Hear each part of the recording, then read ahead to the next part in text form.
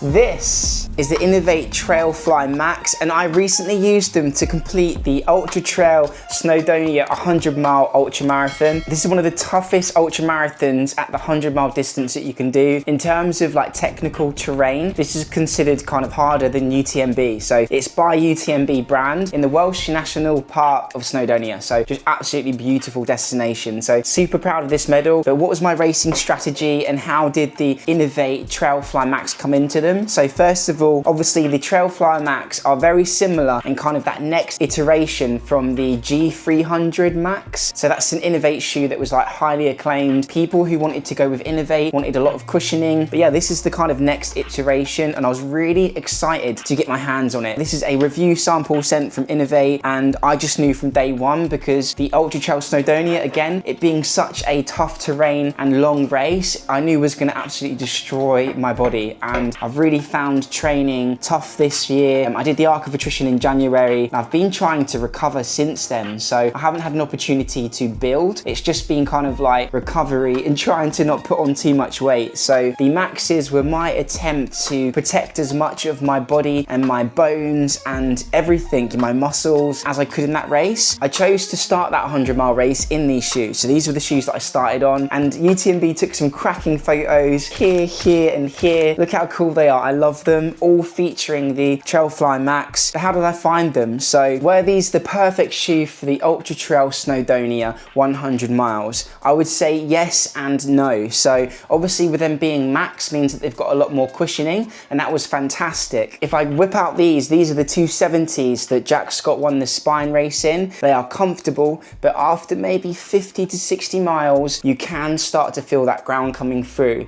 It's not painful, but it's just fatiguing, and especially on like a tired body. So what's great about the Maxes is that you put these on and that doesn't happen. Like you just feel so comfortable. That first 50 miles of UTS was absolutely delightful. Now I had a few kind of rookie errors. I just kind of slapped these on. I've tied one knot in them and just kind of used them since. I should have maybe gone for a tighter fit because I did find that the shoe was slipping around a little bit on that technical terrain. And again, UTS being super technical terrain, so it wasn't dangerous to use these shoes. I would have just liked a little bit more kind of lockdown, but I think some of that was down to me not quite lacing these up quite tight enough. But yeah, the cushioning was great. The toe box was great as well. Having enough space to splay is great for stability, for foot health, and especially as your feet start to swell in these ultra marathons, this kind of shoe accommodates that swelling.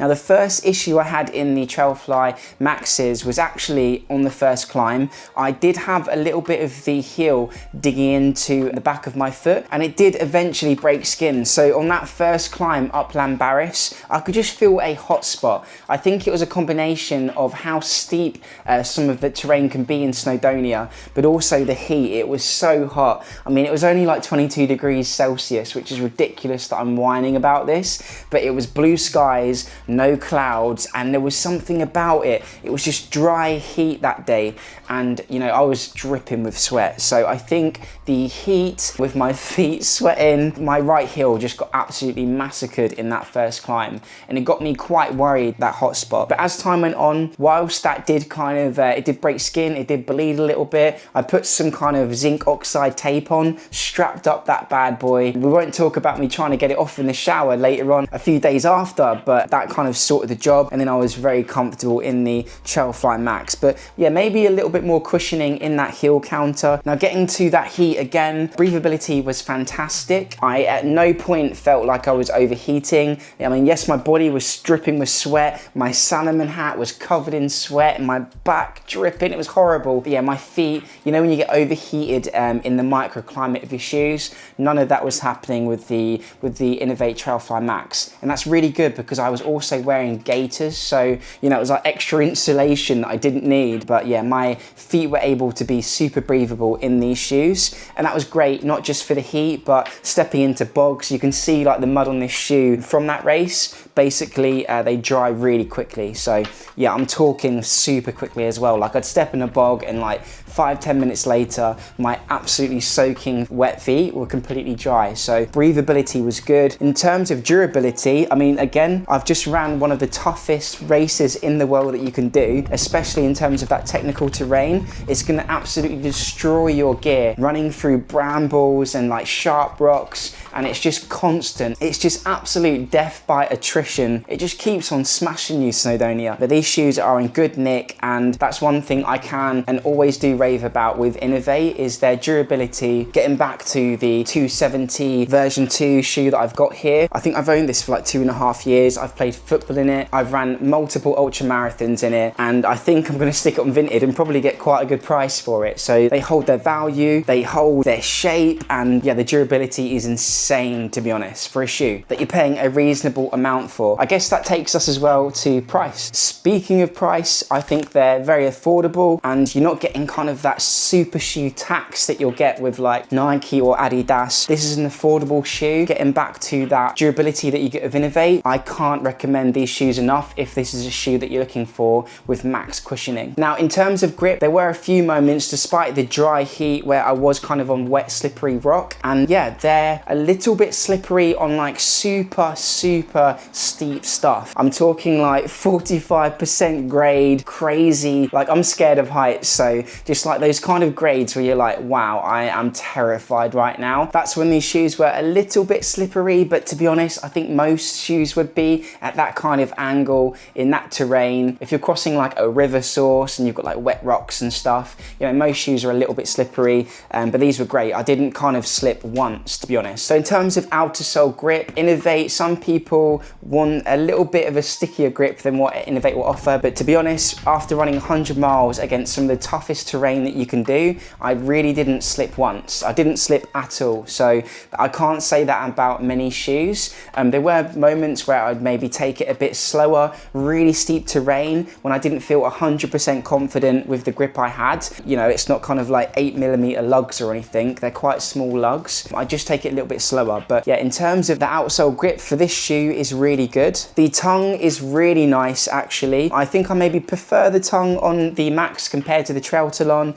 It doesn't slip around or anything. Very kind of cushioned. You don't need any more cushioning. It's great. And again, great breathability. And the laces, you know, they're cool laces. Not much I can say. When you're kind of putting these shoes on as well, if you're getting pebbles in your shoes and you're wanting to take your shoes off quite frequently over the course of, you know, a whole day of running, having these grips at the back to kind of quickly slip the shoe on and off is really useful. So I like these little tassels here. And the design of these shoes, I think, look really cool. It reminds me of like a wasp or something, but you can go for whatever colorway you like. Now, just going inside of the shoe, what you've got here is the Boomerang, the Boomerang sole. What you're getting here is all of these balls, and this is so spongy and soft. Some of that comfort that you're getting from this fantastic shoe is literally just down to how cool the technology is in this footbed. I mean, look at the balls on there, and sorry it's dirty. As I said, I fell into lots of bogs. You can't ask for a better insole. And the good thing about Inov8 as well is that you can just like take those insoles out when your shoe is out of life after you've had it for a couple of years and stick it into a new shoe if you want to keep those insoles. And the last thing I can say, this shoe I've used in training. I really enjoyed it for training. As I said, I've been dealing with an injury, so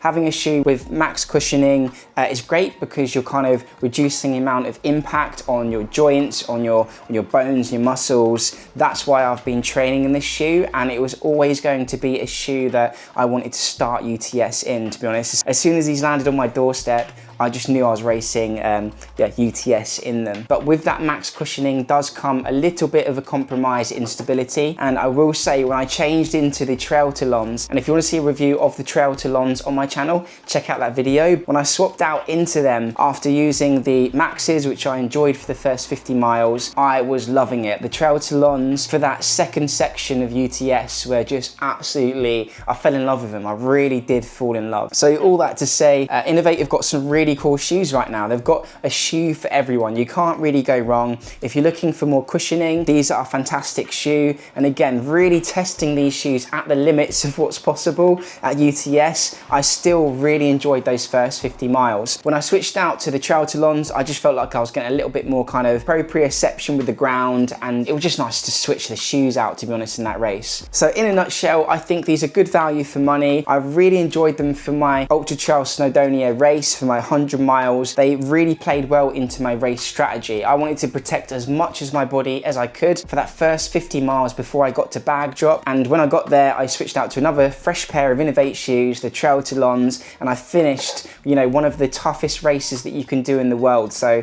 I'm really, really happy with my choice of choosing these shoes to accompany me. I did have a few issues with like the heel counter chafing my heel in that race, which is so weird because I never had that happen in training. I just think it was a combination of maybe bad lacing on the day, bad sock choice, really hot weather, and super steep Snowdonia mountainous terrain. But yeah, once I strapped up that heel with a little bit of zinc oxide tape, these shoes were fantastic. In terms of stability, you've got lots there, but proprioception, because it's a max cushion shoe, is reduced and turned down a little bit. So yeah, I felt safe out in Snowdonia on technical terrain, but it was nice when I got to bag drop at 50 miles to switch out to the Trailtalons, have a little bit of a closer ground feel, I guess. If you're looking to protect the body and do some insane trail runs, then this is a shoe that you should definitely consider. Also, if you want to see how the Inov8 TrailFly Zeros are, check out Abby's review on my channel. I hope you've enjoyed this video, and